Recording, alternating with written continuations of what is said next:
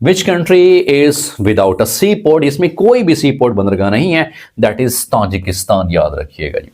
उसके माने के Diomani Peak is an other name of, कोई भी ये ऑप्शन नहीं था, none of these, basically that is Rakaposhi उसका सही जवाब है, याद रखिएगा जी। तो उसके बाद देखिए Scandinavian country Norway is basically constitutional monarchy वहां पे पाई जाती है, तो उस हवाले से ये सवाल था। Quit India movement is also known as, इसको अगस्त मूवमेंट नाम दिया जाता है। बेसिकली ये 8 अगस्त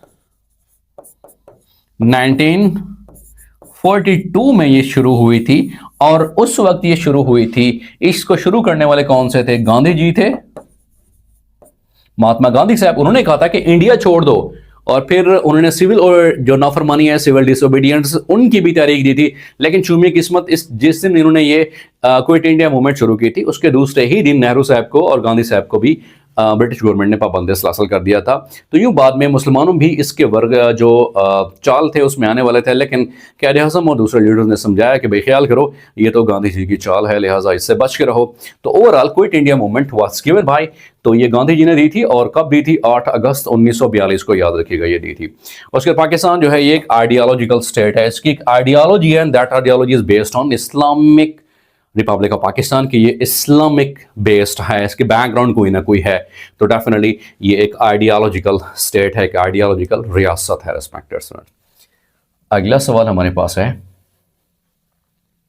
that is how many classical state of matter. जो क्लासिकल स्टेट ऑफ मैटर हैं वो तो 3 ही हैं, सॉलिड, लिक्विड एंड गैस। लेकिन अगर ओवरऑल देखा जाए, मौजूदा जो रिसर्च ये कहती है, देयर आर 4 स्टेट ऑफ जो मैटर हैं वो 4 स्टेट्स ऑफ मैटर हैं, that is a solid, liquid and gas. और चौथी स्टेट कौन सी है? That is a plasma, respected student.